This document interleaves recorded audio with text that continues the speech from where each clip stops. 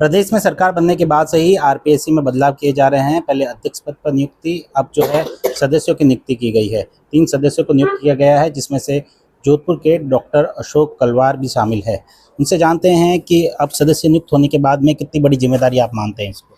नहीं, ये वाकई बहुत बड़ी जिम्मेदारी है, क्योंकि युवाओं का भविष्य और युवाओं की अपेक्षा का केंद्र है ये। और सभी युवा जो वर्षों तक मेहनत करने के बाद में अपने कैरियर का जो तय करते हैं, उसमें आरपीएससी का योगदान होता है। और वहाँ जाकर के अगर युवाओं का दिल टूटता है तो वाकई बहुत कठिन होती है। उनके मन की भावनाओं को मैं समझ सकता हूँ, क्योंकि किसी समय मैंने भी आरपीएससी की परीक्षा दी थी। जब मेरा चयन हुआ था, मुझे मालूम है 1991 की बात है, तब मैंने उसको अनुभव किया था कि इसकी खुशी और जिनका नहीं होता उनकी तकलीफ कितनी होती है। और स्वयं परीक्षाओं से जुड़ा रहा हूँ जीवन भर, तो परीक्षाओं में गोपनीयता और उसकी लोगों में उसकी ट्रांसपेरेंसी का भाव, ईमानदारी और युवा स्टूडेंट्स में जो आरपीएससी के प्रति जो विश्वास है उसको बनाना, ये बहुत बड़ी चुनौती है, लेकिन मैं उसमें खड़ा रहूँगा।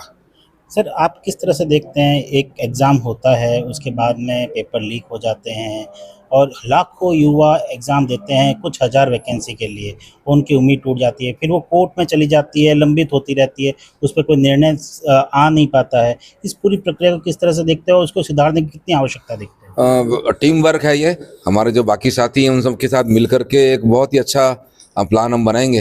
हमारे चेयरमैन साहब जो अभी हैं वो भी कुछ समय पहले नियुक्त हुए थे, वो भी बहुत हार्ड ऑनेस्ट लोगों में से हैं। अभी जो भी नियुक्तियां हो रही हैं और हमारे जो पुराने साथी हैं उन सब के साथ मिल करके और पूरी ईमानदारी और निष्ठा के साथ हम युवाओं को अपेक्षाओं को पूरा करेंगे, ऐसा मैं विश्वास दिलाता हूँ। सर, गोपनीयता को कितना महत्वपूर्ण मानते हैं आज के समय में, जब अब टेक्नोलॉजी इतनी हाई हो गई है, ये बहुत बड़ा चैलेंज हो चुका है। नहीं नहीं, गोपनीयता कठिन नहीं है। गोपनीयता बनाए रखने के लिए जो सदस्यों की बहुत बड़ी जिम्मेदारी है। तो मैं खुद शिक्षक रहा हूँ, पेपर बनाना, पेपर यूनिवर्सिटी को भेजना हम लोग करते थे। मैं अपने घर पे भी कभी पता नहीं चलता था कि मैंने पेपर बनाया परीक्षा के लिए। इतनी गोपनीयता अपने घर में भी रखी है मैंने। तो ये गोपनीयता हमारे ऊपर, हमारे मन पर और हमारे जीवन पर आधारित है।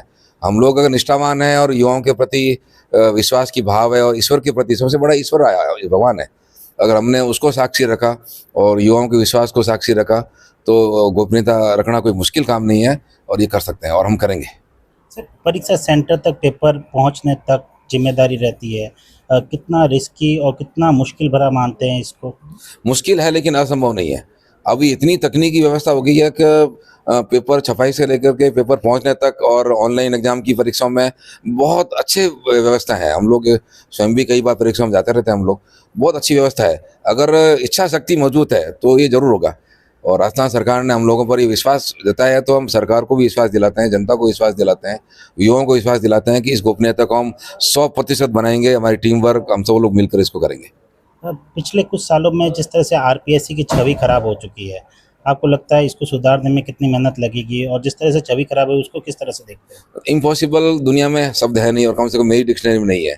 जब मैं पूरे जीवन भर कैंसर जैसे बीमारी के इलाज के लिए जूझ सकता हूँ, कैंसर को जड़ से ख़त्म करने के लिए जूझ सकता हूँ, तो ये भी एक महामारी और कैंसर जैसी बीमारी है जो दुर्भाग्य से आरपीएससी में आ गई या बाकी परीक्षा संस्थाओं में आ जाती है।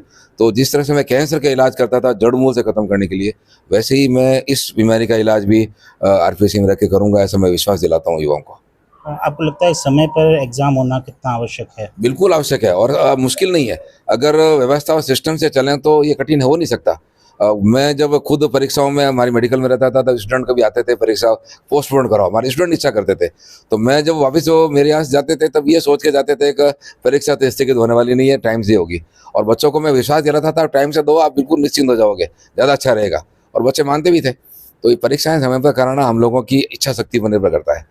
अगर आरपीएससी के सारे मेंबर मिल करके, सारी टीम मिल करके अगर इस इच्छा शक्ति से काम करेगी, तो निश्चित रूप से सारे परीक्षा समय पर होगी। और मैं विश्वास दिलाता हूँ युवाओं को कि सारी परीक्षाएं समय पर होगी और उनको निश्चित समय पर उनका परिणाम मिलेगा, निश्चित समय पर उनकी नियुक्तियाँ होगी और पूरी ईमानदारी से होगी। सर, पिछले कुछ समय में जिस तरह से आरपीएससी पे दाग लगे हैं, कई सवाल उठे हैं, आपको लगता है कि इन सभी चीज़ों में भी जांच की आवश्यकता है? अब जब नया पूरा पैनल फॉर्म हो रहा है, तो इस पे भी कुछ विचार किया जाएगा? क्या आप कोई बात रखेंगे पूरे पैनल में? नहीं, बिल्कुल जांच तो होनी चाहिए। कोई भी अगर समस्या हुई है, गड़बड़ हुई, तो जांच होनी चाहिए। मुझे याद है, मैं जब माध्यमिक शिक्षा बोर्ड का गवर्निंग मेंबर था, तो वो उस समय एक साल एक ही स्कूल के 17 बच्चों की मेरिट आ गई थी। तो उस समय मैं भी मेंबर था, तो हम सब लोगों ने मिलकर के तय किया कि भाई ये ऐसा कैसे हो सकता है, इसकी जांच होनी चाहिए। तो जांच होने के बाद पता चला, फिर पता चला भी कि मेरिट ही समस्याओं की जड़ है। तो हमने हमारे जो बाकी सदस्य लोग थे उन सबको विश्वास में लेकर उनसे आग्रह किया भी कि इस सिस्टम को ख़त्म करें, क्योंकि ये कई संस्थाएं मेरिट में आने वाले बच्चों का नाम लेकर के उसका व्यापारिक उपयोग करती है। तो इस बीमारी को ख़त्म करना चाहिए, क्योंकि ये केंद्रीय माध्यमिक शिक्षा बोर्ड में ऐसी व्यवस्था नहीं थी। तो उस समय हमने ये नवाचार किया कि भाई इस व्यवस्था को ख़त्म करना चाहिए, और इस कारण से माध्यमिक शिक्षा बोर्ड की प्रतिष्ठा पे भी वापस साख जमी थी। तो ऐसा ही हम जरूर करेंगे, ऐसी प्रतिष्ठा को वापस लाना ही हमारी जिम्मेदारी है, और दुनिया में असंभव नहीं है, कम से कम मेरी डिक्शनरी तो नहीं है।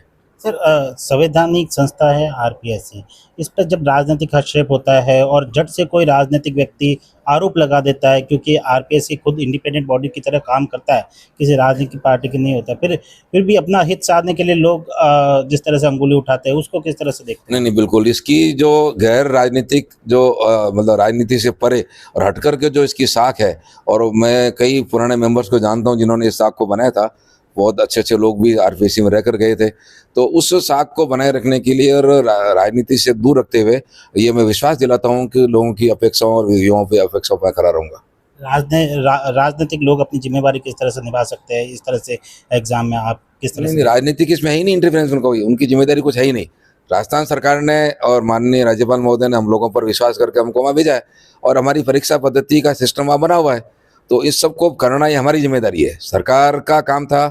उन्होंने हम पर विश्वास जता कि हमको इसी भाव से भेजा कि हम उस उत्तरदायित्व को पूरा करेंगे। राजनीतिक लोगों का इसमें बिल्कुल इंटरफेरेंस नहीं होता, न होगा। बिल्कुल, ये थे हमारे साथ में डॉक्टर अशोक अलवार, जिन्होंने बताया कि आरपीएससी में गोपनीयता मुश्किल भरी है लेकिन असंभव नहीं है। आने वाले समय में एक नए आरपीएससी को राजस्थान देखेगा और नए लोगों के जो जिस तरह से शुचिता के साथ में नियुक्ति होगी। सुमित देवड़ा, टीवी 9 राजस्थान।